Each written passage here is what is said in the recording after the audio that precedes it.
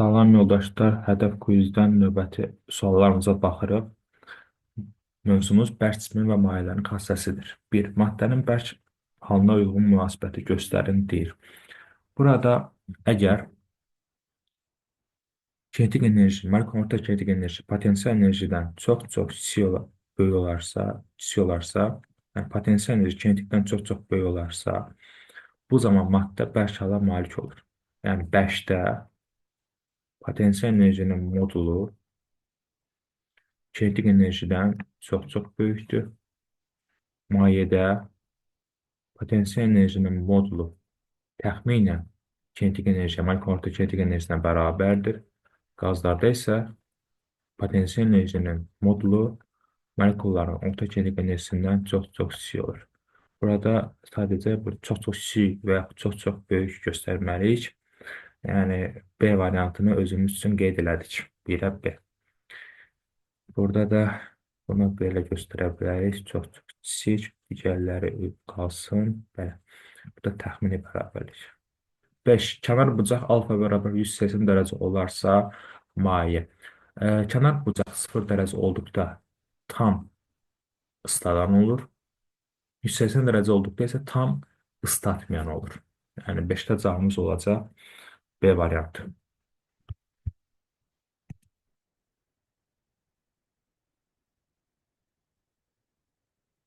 Məftilin mütləq uzanması 3 dəfə artdıqda məftilin də yaranan mexaniki gərginlik necə dəyişər deyir. Məftilin mütləq uzanması 3 dəfə artdıqda məftildə yaranan mexaniki gərginlik necə dəyişir? Hooke qanuna görə sigma bərabər Y olsun epsilon. Yəni düzüm tənasibdir. Mütləq uzanma 3 dəfə artdıqda, yəni epsilonun yerinə yaza bilərik. Delta L bölünsün L0 mütləq uzanmanı 3 dəfə artdıqda mexaniki gərginlik də 3 dəfə artmış olacaq. Yəni 2-də cavabımız olacaq A variantı. Burada delta L mütləq uzanma, epsilon isə nisbi uzanmadır. 6. Kapillər borda qalxan mayenin hündürlüyünün borunun radiusuna astık diaqramına görə səthi gərilmə əmsallarını müqayisə elə deyir. Burada A variantında düşünməyib, yəni ki, burada qiymətlərin hamısının bərabər olmasını göstərərdi. Və H bərabər düsturun 2 sigma bölünsün rho GR. Burada sigma tapsaq rho GR H bölünsün 2 ifadəsi ilə təyin olunur. Və H-dan da R-dən görünən düz mütənasibdir. Bu hasildən asılıdır. Yəni bunların hər ikisinin qiyməti artdıqca sigmanın da qiyməti artacaq və getdikcə deməli qiymət artır. Sigma 4 ən böyük olacaq, sigma 3, sigma 2, sigma 1 ən kiçik cavabımız olacaq 6-da C variantı.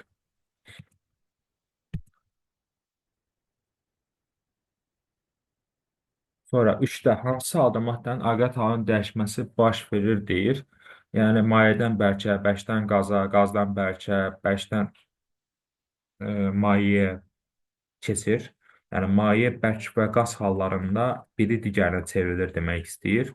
Və burada da cavabımız olacaq 3-də D variantı su buxarının kondensasiya etməsi, yəni yenidən maye halına qayıtması, yəni buxarın mayəyə çevrilməsidir. Burada da maddənin aqrət halı dəyişir. 7. Səthi gəlmə əmsalının mayenin və bərk cismin toxunma sərhədinin uzunluğundan asılı qrafiki necədir? Səthi gəlmə əmsalı sigma bərabər F bölünsün L. Nə F-dən, nə də L-dən asılı deyil. Əmsaldır, heç birindən asılı olmayacaq. Cavabımız olacaq 7-də B variantı. 4. Ərimə müddətində molekuların hansı enerjisi artması hesabına daxil enerji artır? Ərimədə kristal istilik miqdarı alınır və yəni enerji udulur və kristal qəfəslər dağılmasına sərf olunur bu istilik miqdarı enerji və kristal qəfəslər dağılırsa bu zaman potensial enerji artır və bunun nəticəsində daxili enerji də artır. Yəni potensial enerjinin dəyişməsi daxili enerjinin artması potensial enerjinin dəyişməsi hesabına baş verir. 4-də cavabımız olacaq B variantı. Və ərimə müddətində, yəni ərimədə temperatur sabit qaldığından ərimədə molekul nöqtə kinetik enerjisi də sabit olur. Yəni molekul nöqtə kinetik enerjisi burada artıq dəyişməyəcək.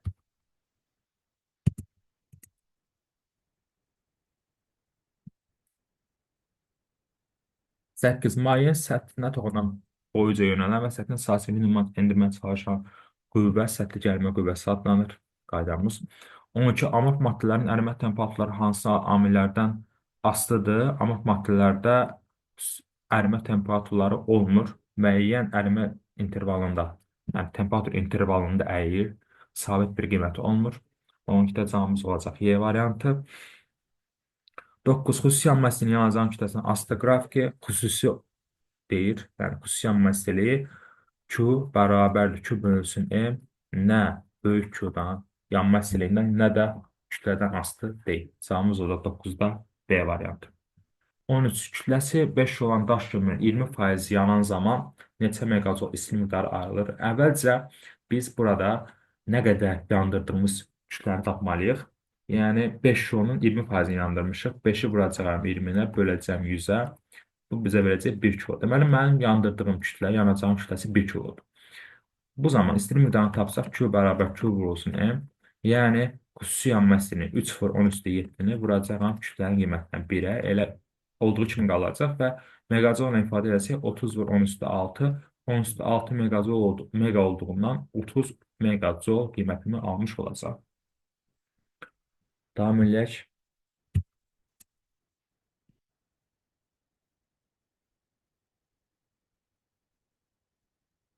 10. Watt vurulsun saniyə bölünsün metr ifadəsi hansı bir simetin vahidi uyğundur? Wattın açılışı 1 watt bərabər gücün vahididir. İş bölünsün zaman, yəni jol bölünsün saniyə.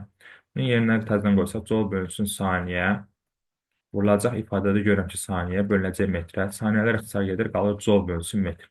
Və 1 jolda işin vahididir. Efes qüvvə vurulsun, yəni qüvvənin vahidi Newton vurulsun, yerləşmənin vahidi metrə bərabərdir. Newton vur metr. Bunu yerinə qoysaq, burada da metrlər ixtisar edəcək, qalacaqlar Newton, yəni qüvvə. Onda cavabımız olacaq Y variantı. 14. Hansı ifadələr doğrudur? Kristallaşma prosesində cismin, yəni bərkimə prosesində kristallaşma və yaxud bərkimə bu zaman temperatur sabit olur. Molekulun orta çəkiləşi dəyişmir. Yəni müəyyən bir temperaturda bərkiyir. Lakin özündən istili miqdarı verir. Buna görə daxil enerjisi azalır. Yəni 1 variantı doğrudur. Və temperatur dəyişmədiyini dedik, yəni sabit bir temperaturda bərkidiyini dedik, 4 variantı doğrudur. Cavabımız olacaq 1 və 4.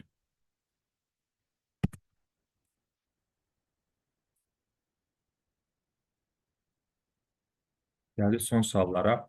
11. Kapillər borunun ən kəsiyi A olan kvadrat olsa, onda qalxan mayın hündürlüyü necə hesablanır?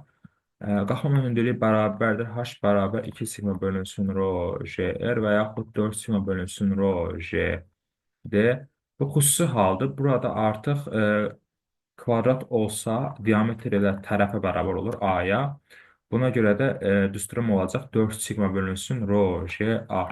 Cavabımız olacaq 11-də C variantı. 15. Bərk cimin gərilmə diaqramı verilmişdir. Uyğunluğu müəyyənlə deyək. OA hissəsi.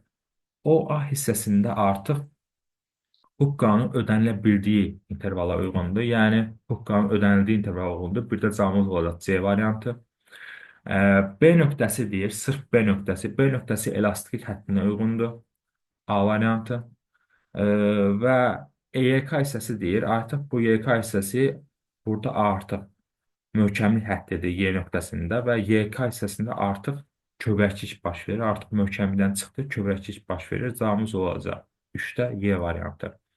Bura kimi gələn, bura möhkəmlik həddidir. Buradan o tərəfə artıq kövrək olacaq. Deməli, 3-də cavabımız olacaq Y variantı. 1-ə C, 2-yə A, 3-ə də Y variantları uyğun gəlir. Yoldaşlar, izahımız bu qədər. Növbəti izahlarda görüşəndə özünüzdən müğayət olun.